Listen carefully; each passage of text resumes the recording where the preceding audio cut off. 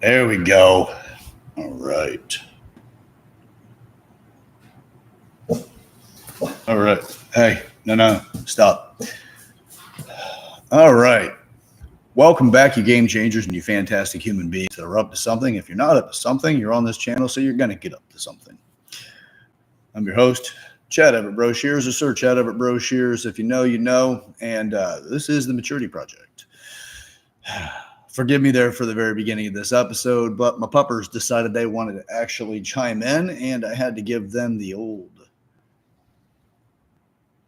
What is that? That is the animal doctor, Dr. Doolittle. Anyway, all right. Well, I guess that's a very fitting beginning of this episode because today I'm going to talk about relationships again because why not? Apparently, relationships seem to be our favorite pastime. We all get caught up in them so often, but yet so few people seem to find satisfaction. Constantly dealing with. How about we get a little bit closer? Anyway, we're constantly dealing with just like this weird window shopping of relationships. Things seem to have gotten worse, not better with technology. So, what do we do about that? I've seen research that says that 70% of women have somebody waiting in the rosters right now. Somebody's in the wings just waiting for a moment of discontent in the relationship to go ahead and jump into another one or have somebody there just rebound ready. And again, don't think I'm picking on women because us guys are just as bad. It seems to be just this incredible and ridiculous thing that we have going on because no one wants to deal with the relationships anymore. They don't want to go through the challenges that's present. They just want to, move on. I don't need to deal with you. We don't need to deal with that. We don't need any of this stuff. We don't need that crap. Don't worry, I'm not going to break into some sort of horrible, shitty Cardi B nonsense. People don't want to put up with stuff anymore. And they're infected by this idea that if I'm not happy, positive vibes only, if I'm not happy, I'm on my way out. Something's not right. I don't want to deal with the trash. I got to be happy all the time. Look, there's a difference between being satisfied in life and satisfied with your partner and the whole concept of being happy all the time. Hooked on happy is a dangerous place to be. I've had a lot of people talk to me about this because the optimism movement has got a lot of people believing the only way to live life is to be positive all the time, which also means only get the good stuff. Only ever get the things that are worth having because their priority values are fucked up. We're like, the only things worth having are the things that make you happy.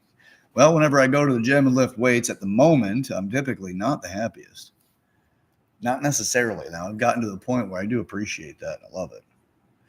So, do what we do. All right. Today's conversation is on relationships, but I'm taking this to the parasitic relationship, the parasite relationship. What the hell is a parasite relationship? Well, by definition, let me give you a little something here from the old dictionary. So, the definition for a parasite is an organism. It's an organism. It's not a Freudian slip, but it's relative. It's relatable for this conversation too. It's an organism that lives on an organism of another species, its host, and benefits by deriving nutrients at the other's expense. Well, how is that related to a relationship parasite? Well, we all know the old meme, right? Tax season's coming around, and sure enough, somebody's going to be attached to that woman that's got a big old check coming. And it's almost always the woman that's got the check coming. In the meme, I've never really seen the guy in that situation. That's the guy in the situation is the one that has the check, and it's got the good-looking girl hanging on the not-so-attractive guy, and he's the one getting his income tax return cashed in. Now, we do see the old guy that's pretty likely he's got a significant amount of money and some young woman on his arms, somewhere within his embrace. Sleeping our way to get in that car or whatever nonsense, right? We got this stuff that's out there. It doesn't have to be that extreme. It can easily be just as simple as this. People that get into a relationship because they're not developed in a specific area. Now, as you know, if you have been following this channel, if you're not familiar with it, then there's 8 areas of maturity. People that don't develop themselves in a specific area, well, they're likely going to need a host to help them in that area they're deficit in. Now, sure, there's a concept of romanticism where somebody else completes you. Absolutely. Here's the problem, though. If that person's not in your life and you have not developed those skills yourself, somebody else is just taking care of it for you. Pretty good chance there's going to be a problem. Because that person's not in your life anymore. You need them there. You got to find somebody else that has it. Here's also an interesting way of looking at this. I'll give you the resources, then I'll get back to the ones that are the most obvious that you can self-qualify, because you may not be a parasite in the relationship, but the person you're in a relationship with might be. Now, I'm not saying that as if it's a malicious thing. It's just no one's really taught us how to have a fulfilling relationship as much as just taught us the archetype of a relationship, which is the outline, the blueprint, the thing that, the relationship is supposed to be based on a specific, set of tenets, if you will. So when we're deficit in an area of maturity, we're not developed as well, we're immature in that area, somebody else has that relationship value. They have that area, not relationship value, I apologize. They have an area that they're developed in. And it can now become something the person's more attracted to. There's 8 areas of maturity: the physical body, the community. So it's physical body's 1, community's 2, emotions are 3, or cognitive is 3. It's whichever order you want them in. Again, I'm not attached to the order. Screw it. We'll say, all right, cognitive is 3. All right, cognitive intelligence. 4 is emotions. 5 is finance. 6 is business. 7 is sexuality. 8 is spirituality or purpose. So of those 8 areas, where are you developed and where are you not? Where are you neglected and where you haven't? Have you heard that before? Most people have only ever heard of maturity as being a thing, which is getting older, some sort of concept of losing the childlike playfulness, stuff like that. And I can tell you right now, it's not losing your playfulness. If you know me, I get pretty fucking playful. It's just I don't get playful as much of insecurity. And when the insecurity shows up, I know where my work is. Get to work. Go do something about it. So, all right. So those 8 areas, have you heard about them? Have you been able to put them into a system that you can do something with? Are they on your radar of awareness so you can develop it? Because you don't lose the child play. You don't lose the joy of playing like a child. You just lose the insecurity that takes you out of the playful world. I'm sure you've been playful and somebody had you influenced to go, oh crap, I'm being immature, and you stop doing it. I'm going to look bad doing this, whatever the nonsense is. Doesn't mean that. It's just the insecurity that moment tells you that is something that you can develop out of you and go, I don't care. Fantastic. But it's not I'm going to reinforce that I don't care because I don't want you to ruin my good time.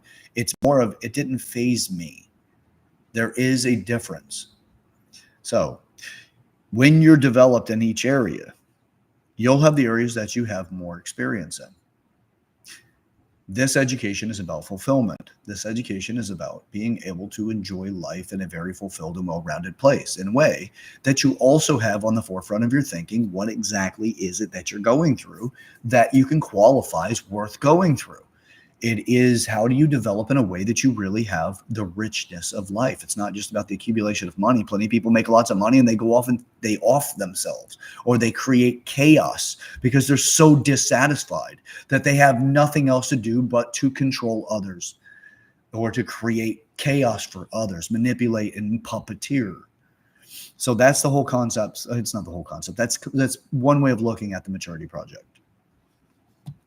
Well, you'll have a desire to be with people that have a specific degree of development in their life. If you are struggling financially, Well, somebody with money becomes more attractive because you don't know how to make money for yourself. Oh, I have met some incredibly wealthy women that they're not trying to find a partner that's wealthy. They may be looking for a partner that's independent financially, and likely and often are. That's just because they don't want somebody to date them because they have money. They want somebody to date them for their other reasons to date them. So let me touch on these. I'm going to give a quick little overview of resources because really it's all about resources. Oh, resources are money, obvious, easy to get to. You understand it. I understand it. We can all agree on it. That is a resource. Well, how about labor? Your ability to do something. If you're artistic, if you have a specific skill set that you can accomplish something that has a labor value, balancing a budget because you know how to do the books for somebody. That's all labor value. Relationships of themselves, whatever your relationships are, the people that you know, it's all in your community. The relationships that you currently have, and you have access, you can offer access to those relationships because that person's with you. That's also part of your resources. Your connections. If you have somebody of a high power value that you can get somebody in touch with somebody, maybe get them a job or a favor, they can do something for you. You got a legal issue, something like that. Hey, if you could do this thing for my partner, it's just a resource you have. Doesn't necessarily have to go to the partner thing. Let's just focus on the resource aspect. It's just you can get people in touch with people. That is a relationship value, connections. Acts. Now, acts can be, it is different than labor because acts could be sexuality. It could be intimacy. It could be, it's just you do something nice for somebody.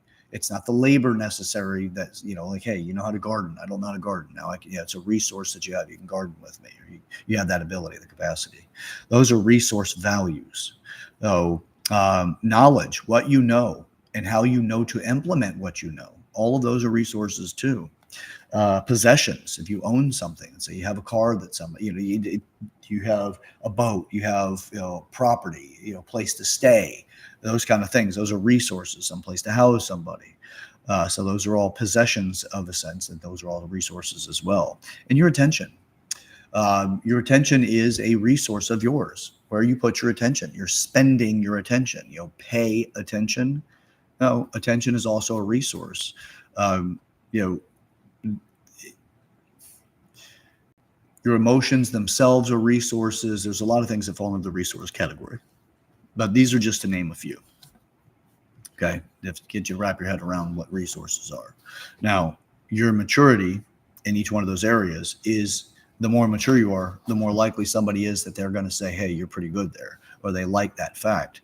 And if they have a deficit in that area or immaturity in that area, well, they may very well want that particular resource, or they may find you more attractive because that resource is something that you have. They're no longer dating you because you have a specific quality as an attraction on the aesthetic, which I've talked already for quite a few episodes about the kind of people you bring in. You bring them in because you have especially if you go to the club and you're like, I don't know why people keep dating me, because every time I turn around, somebody just seems to care about just the way that I look, or what I can do for them physically. Well, if you met them at the club and you were wearing scantily clad clothing, and you're really trying to just peacock your way into a relationship, and then you get resentful for it. Lowest common denominator here, folks. If you want to have a meaningful relationship, you might really want to start looking at what it is to have a meaningful relationship. If your meaningful relationship is based on sex, and then all of a sudden that meaningful value is that you resent the fact that sex is it, well, probably a problem there. And who's the one that actually has the captain of that vessel? It's not the person you dated. It's you. You're the one that brought them on that ship, right? You're the one that brought them under that pretense, that flag, that reason. Whether you said it or not, you still signaled it in, because that's what you did. You were in a relationship because you found somebody in the nightclub. You brought them in for this. You're like, well, you can appreciate me for other things. Well, did you declare it? No, it's like minds meet each other where they meet each other. And if you want something different, you might want to start developing that relationship outside of that particular thing. Not to say it's wrong that that's where you met somebody. Some people have great relationships and marriages based off of meeting somebody in a nightclub. Again, it's just up to you. Just know your complaint, then do something about it. So a parasitic relationship would be somebody who is living off of some sort of area of your maturity, your assets that you have. And I don't mean assets to be funny as a double pun, because we just talked about relationships because you've met each other in a nightclub. Yeah, they like your assets. That's what it is. When you meet them in the club, they're probably not going to ask you about your investment habits necessarily. They're probably only, unless you're wearing a watch or something that signals that, a purse that's expensive, or a dress, or clothing that you have on that actually shows that you are, somebody who's fashionable, that likes to spend money on fashion. So sure, you go get in that Lexus and you go have a great time that night. Then they invite you back to their mom's house, or back to their roommates. They got 5 of them, whatever it is to make ends meet, because that Lexus is the thing that was really the peacock value. Now, I'm not downing people that are there. Just know, if that's where you put your attention, that is where your growth will go. You're never going to beat this thing. Diversify your attention. You're going to have something better. So people that are in the parasitic relationships, the parasite-based relationships, well, they're probably there because you have a resource value to them that has made you more attractive to them. And then you wonder why, of all 8 areas, somebody doesn't appreciate you for other parts of your life and your existence. You get frustrated because somebody doesn't appreciate the fact that you're intelligent. You never signaled that you're intelligent. You didn't bring them in under that. Or maybe they're not supporting you becoming more intelligent. Perhaps that they're not there for you when you want to go off and get started in a community over a community-based project. You're just like, hey, I don't know why you're not supporting me here. Well, that's on one side of it. That's the griping side. What about the other side, where that seems to be all they want from you? They're a parasite on that relationship. Supported, you're a host for them to get them access to something that you have. And they're giving you other parts of what a relationship seems to be in order to have access to that thing. Think about it. We had somebody that is a politician in California that was having sex with a Chinese spy.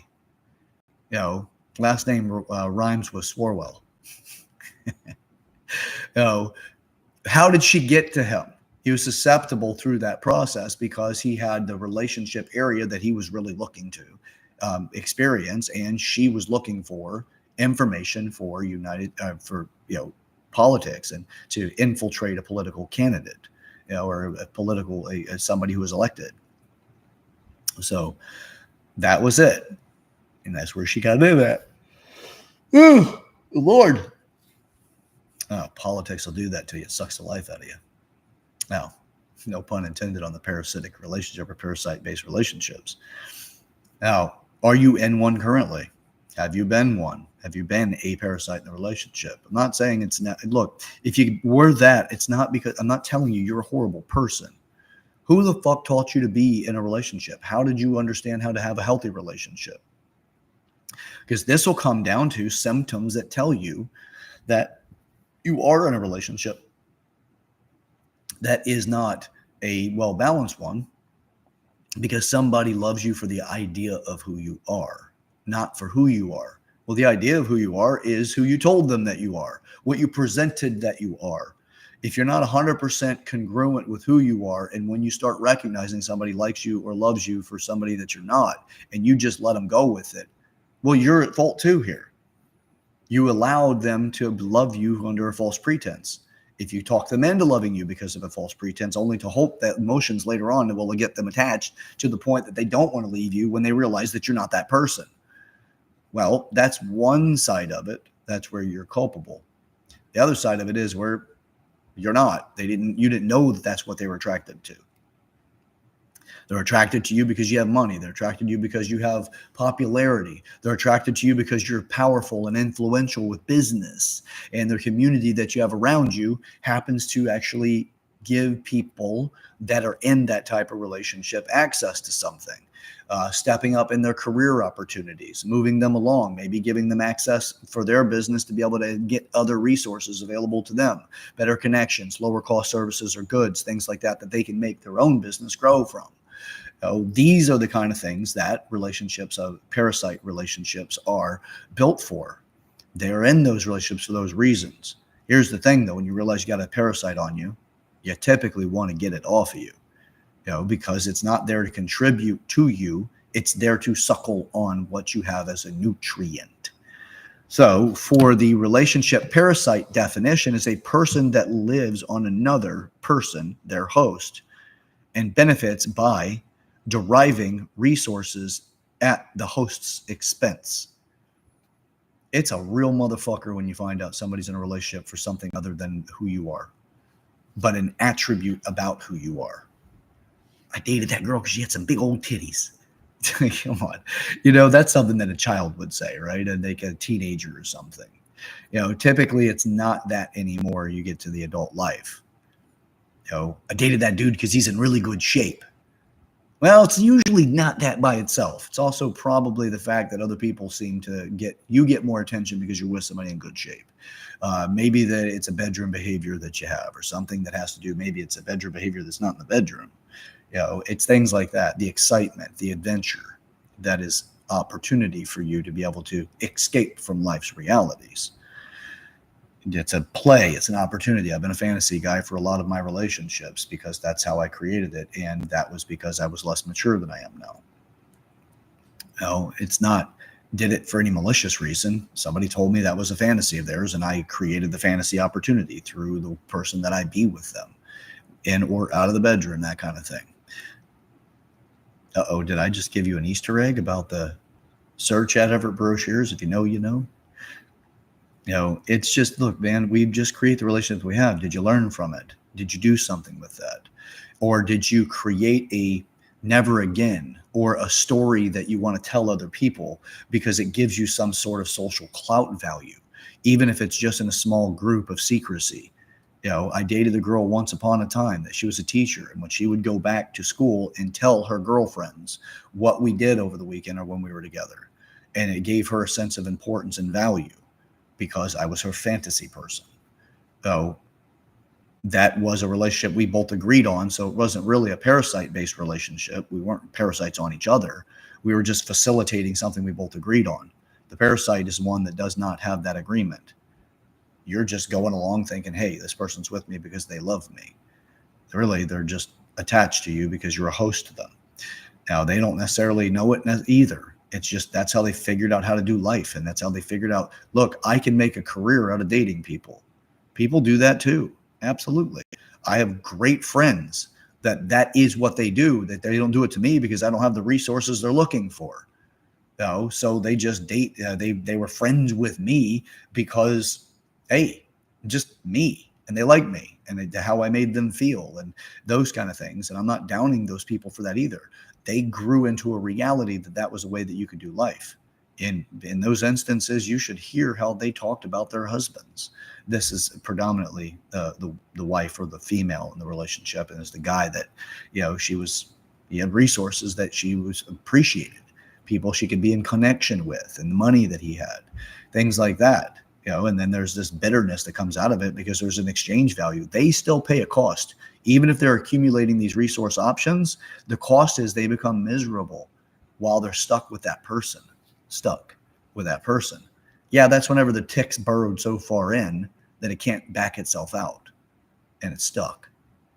That happens. And again, forgive the crude things. I'm just trying to illustrate it in a way that really gets the impact, because when you get away from it and you're no longer bound by empathy or understand there is truly empathy there, they're not trying to be a nasty human being.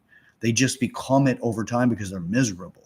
And why they're in the relationship in the first place is undesirable if they were to be found out. And often these people don't even necessarily realize they're doing it. They're just like, yeah, you know what? I can date that person because they have, the nice Range Rover. They have a powerful, influential, and financially savvy and beneficial business that I could actually have access to. It's not like you're qualifying it sitting back like you're twiddling your thumbs like Dr. Evil or something. It's not that. It's just People do what they need to survive. But it really sucks when you wake up one day and you realize you're in a relationship because somebody's with you because they had to survive. And your love in your heart is associated with that. And theirs isn't. It's whenever the next person comes along that may have more resource opportunities or just a fresh start with more resources, not necessarily more than you, but equal to or somewhere within some sort of equal concept of access. I'm going to take a step back. This person doesn't have that much money or that great a credit score or whatever it might be. And then they back away a little bit, or they back away from the person they've been in the relationship with because they're either found out or they're just tired of it. And they just, the exchange value is wore out. A lot of times these people have affairs because they need to have some other resource supplied to them so they get the intimacy they're looking for. So I'm not downing people to get into that stuff. I'm trying to help people get to a better place because they understand through their own relationships who they are so that they can do something with it. If you don't change anything, nothing changes. Nothing changes if nothing changes, right? Make it really fucking simple. Nothing changes if nothing changes. And if you're miserable, well, eventually, if you're in a situation for 6 months or more, it can change your character. I'll say it again because this is really important. Write it down. I'm living through these things myself. If you're in a situation for 6 months or more, it changes your character. What do you do with that? You ever turn pottery or turn clay and turn it into pottery, that kind of thing? Have you ever seen it? If you haven't, watch little videos on it. They'll really help with this and make it powerful. So you had 6 months of a ball of clay that's spinning on a disc. Oh, they're molding this thing. You were the one molding your clay, the future of who you're going to be. You're molding it and it's spinning. You got 6 months worth of this thing. It's now turning into something else. If it's not what you want to be, but you don't do anything to change it, you don't have a choice. It is changing you in some way. Sometimes it is just I don't want to ever go back to experience that again. And it cuts off a part of your opportunities and potential because you now have a bad experience with something you don't want to revisit. Or you can say, you know what? I'm going through something, but I choose that the outcome will be different. And instead of being emotionally impacted in a negative way where it has you want to retract and then say, never again, let me create a Pandora's box here. Because I'll promise you, you're making Pandora's boxes when you avoid things. When you say never again, well, that's just more going into Pandora's box. We all have our own personal Pandora's box. You throw shit into that thing that says, I don't ever want to get back there again. I don't want to deal with it. Then you put stuff in there and you lock that son of a bitch away. It is not going anywhere. You're going to carry that box everywhere you go. It just sometimes you don't realize you're carrying it because you're so used to it. But you're still carrying it. It's Pandora's box. And every time you go to open that thing up, chaos flies out at you and you're like, oh shit, I don't want to deal with this. So you got to just realize you're doing it. If you think not you, that you're different, you make yourself the exception, you're going to do a huge benefit for yourself if you make yourself the rule. Because if you make yourself the exception, good luck. That is actually you saying, yeah, it applies to other people, but not me. If I had to say, hey, I have a superpower, because some people in marketing world and all of that, they're like, hey, find your superpower. Here's something for you. With your superpower, make yourself normal. Make yourself average. Don't make yourself the exception. At least not when it comes to the opportunity for growth. Now, if you want to make yourself the exception because you want to stand out, because you want to lead in the pack, that's fine. Make yourself an exception. But when it comes back at you, make yourself the rule. Make yourself the average because you won't offset lessons when they're coming to you. But if you want to make yourself the exception and be the leader in the pack, stand out to be extraordinary by doing extraordinary things. But when lessons come to you, be average. Be the average person. Don't make yourself the exception because you'll deny yourself an access to a lesson. I know everybody says you're exceptional, be exceptional, all the rest of that stuff. But when it comes to lessons, you can be exceptional by making yourself the average person so you do not take away a lesson. Because as soon as you start avoiding lessons, you are screwing up because you're not going to go far. You're going to avoid things. You're going to hinder your growth. You're going to be like, you know what? I'm fast at running, so I don't need to worry about anything. Then you get the childhood stories like the tortoise and the hare, and you're like, I ran like crazy. I'll take a break. And before you know it, you overslept, and then the tortoise wins because you stopped taking on the lessons. You got arrogant about your position. And then if you get beat up enough, you may turn into the parasite needing to live off somebody else, your host, in order to extract the resources to try to get to where you want to be. You make somebody else an opportunity for you to access your dreams. Like I tell people, do not wait for the person that you want to date. Become the person you want to date. If you want to find the person you want to marry, be the person that you want to marry. Show the world what kind of person that you want to be with. Don't tell everybody who you want to be with, and without ever putting in the effort, demonstrate it. Have other people speak on your behalf, not because you told them to, but because they witnessed it about you. You'll go further. You'll be much happier in life because you'll be able to experience your own joy instead of waiting for somebody else to bring the joy to you. Because if you're waiting for somebody else to bring the joy to you, you're probably going to get covered in parasites because they're going to find their things. And a lot of times the parasites, they know how to camouflage themselves in the situation. And again, I'm not saying it's malicious. Those are people with the anti-social personality disorders. The ones that are malicious about it, the ones that are really feeding off you, the narcissists and those kind of people. We all have trait values that fall on there. It's the Hare scale of psychopathy and sociopathy. Look it up. It's actually pretty great, but you can use those to qualify things for narcissism too. So the narcissist handbook, the tool sets that they use. We all have trait values. So if you're like, oh, that person's a narcissist, it's probably just because that trait was being exercised at the moment you were witnessing it. Does not mean they're a narcissist. Overall, they just have some trait value. So do you. You do too. It's just how much of that wolf do you feed? Because it really is. You feed the wolf that you want to become. If you're not feeding the wolf that you want to become, but you're feeding the one you don't want to because you just got to survive, 6 months or more, that thing gets stronger. Constantly feeding that thing. What's going to happen to the one you want to be? The one that actually is the desirable outcome wolf. You haven't fed it. You fed the ones that you needed to survive by.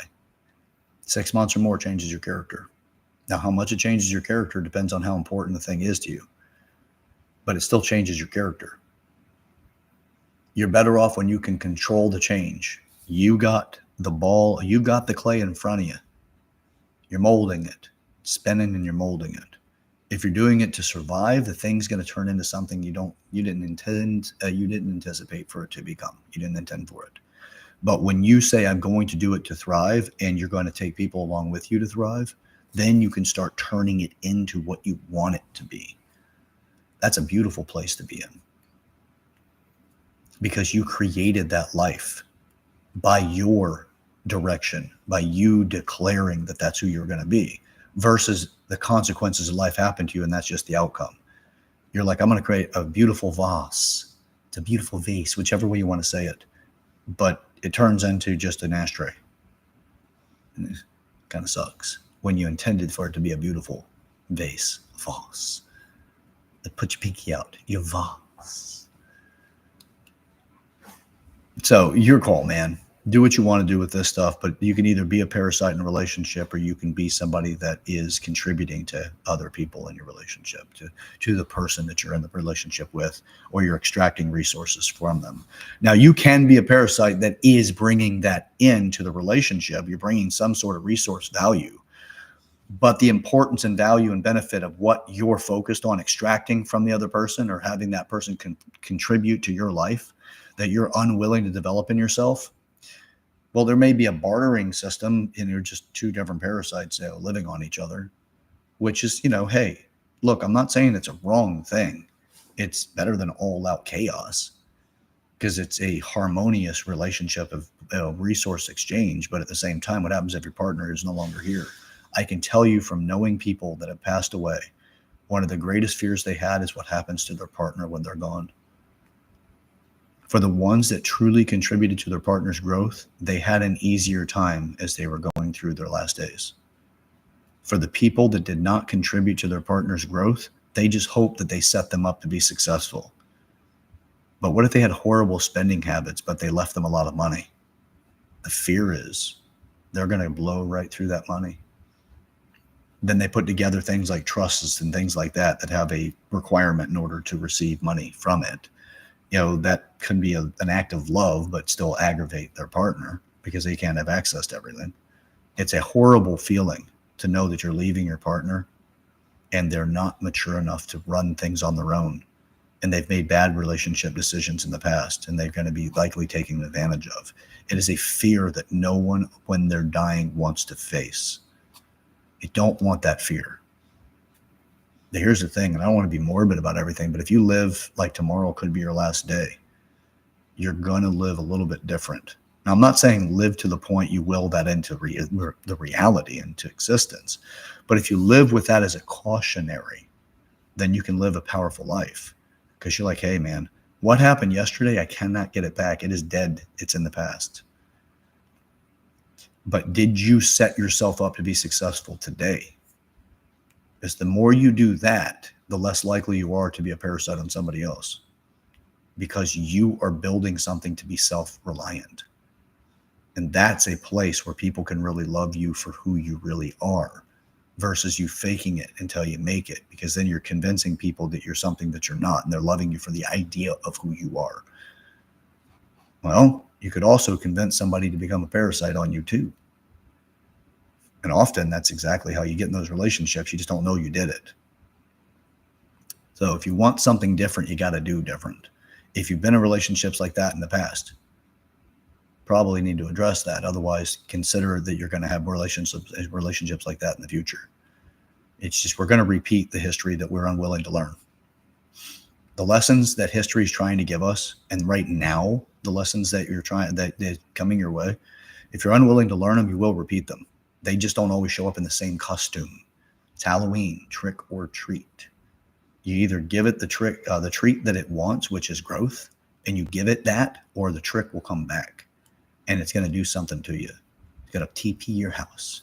And the neighborhood's going to be like, well, you didn't give the treat that it wanted. You didn't take the relationship development that it was trying to present to you. You avoided it, or you just survived your way through it. But next time it needs a little bit more. You got to develop it so that you're better at it. Thrive through those things. You got to survive when you thrive, but you're also looking to how you got in that place in the first place. How you got to that point in time. If you blame it on what happened that got you there, like the moment itself, and you blame it on that, the event, you're looking at the wrong thing. That's a survive model. You're blaming it on that thing and trying to figure out how to just manage that thing versus how did you get yourself there? What was it that you did that got you to that point? What skill sets and traits do you have within yourself that got you there? Is that's sweeter than you-hoo, baby? You make your world different because you are the one molding your own outcome. When you're looking for exactly what traits got you there, what skill sets in your character got you into that situation, you will thrive in that world because you're putting in the work. It's extra work to become something better. It's up to you what you want, man. You got to pick it. It's on you. You pick it. All right. Yeah, I got other things to talk about, obviously. For future episodes, I'm probably going to do one on passport bros and the nonsense around that.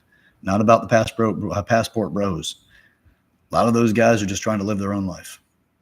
But everybody else has something to say about what they're doing with their life. Crabs in a bucket, baby. Pull them back. Pull them down. Don't let anybody else succeed. If you're not willing to succeed for yourself, stop everybody else. Be a crab in a bucket. Be that asshole, that piece of shit that keeps pulling everybody back so they can't progress in their life. Because you're unwilling to face the things you want to develop in yourself. And crabs in a bucket, man. Ugh. Sucks to be in that place. A lot of us are there. We just don't realize it. Yep. We'll have an episode on how to identify that pretty solid. Go through multiple different ways of doing it. All right. Well, resources again, those resources that you have, that's your money, it's your labor, it's the relationships and connections that you have. It's the acts that you do that's separate from labor itself, the intimacy, the things that make people feel better about themselves, those kind of acts, knowledge, the possessions and attention, those kind of resources, your emotions, those things are all resources that you have. When you understand what that is, you can start looking at what people want from you and exactly how they're getting it from you and what kind of agreements do you have with them and are they balanced? At least have a balanced relationship. But you want a thriving relationship, I promise you do. But you have to thrive as a person before you can get into a thriving relationship. Otherwise, you're taking it from your partner. Again, it's not necessarily bad if you have the agreement and that's how you're getting there, is that you both agreed that you're going to develop and support each other to become those people. Create that stuff. It's beautiful. It's awesome when you're in a relationship. You're devoted to each other's growth and development. Be each other's mentors and be each other's mentees. Create a wonderful experience like that. You will not be in a parasite relationship. Parasite relationship is when one has to be the host of the other. And there's a lot of people in those. So, all right. Till next time, I am your host, Chad Everett Brochures, or Sir Chad Everett Brochures. To some, if you know, you know, and I talked about it in this episode, just go back and check it out. All right. And until next time, this is the Maturity Project. Share this video with the people in your life that you want to break the ice with. That person that has those repeat relationships. Share it with them. Or if you've been in one and continuously back and forth, you want something different, same thing. Share the video with them. Watch it with them. Or make it homework. And don't have a conversation after if they don't actually watch it. Make them do it. Make them do it. Life doesn't change unless you make it change. Okay. All right. The path to hell is paved with good intentions. Right now, society is pulling us in a super highway to get there. The only way we're going to interrupt it is to work on ourselves before we try to save the world. Because if you don't work on yourself, you're not going to have what it takes to save the world. You got to save your own world first. One of the best ways to do that is to wake up every single morning and get started on a regimen that changes behavior. 6 months or more of a continuous stimulus changes your character. You pick the stimulus, man. It sucks either way. Pick the way it sucks. Pick your work. Mold the clay into the thing that you want it to be. Otherwise, you're going to end up with an ashtray. Hey, it doesn't sound bad if you need an ashtray, but at the same time, anything can be an ashtray. At least if you want an ashtray, make one that looks like it, and it actually is one, not a consequence of the fact you couldn't put your shit together. So therefore, hey, I don't know, ashtray. So be intentional. You can have a powerful life. That's why we're up to this stuff, man. Join in on the Maturity Project. Subscribe. Watch the videos. Start picking them. Watch them on a regular basis. See what you can come up with. I'm not here to tell you exactly how to do things. I'm here to just give you some insight so you can start doing it for yourself. Okay? All right, until next time. Like the videos. Help me with the algorithm. Put some comments in the comment section. I want to hear what you guys are going through. If you'd like to actually get some documents, help get you on the beginning stages, the foundation of this, the starter pack, if you will. I'll send you over a couple of documents. If you ask for both of them, I'll send them both or whatever I've got created that's an introductory level. Just send it to my email, yourmaturityproject@gmail.com. That's YOUR maturityproject@gmail.com, and I'll get that over to you. I just sometimes ask, just tell me, hey, what is it you're up to? I'd like to know.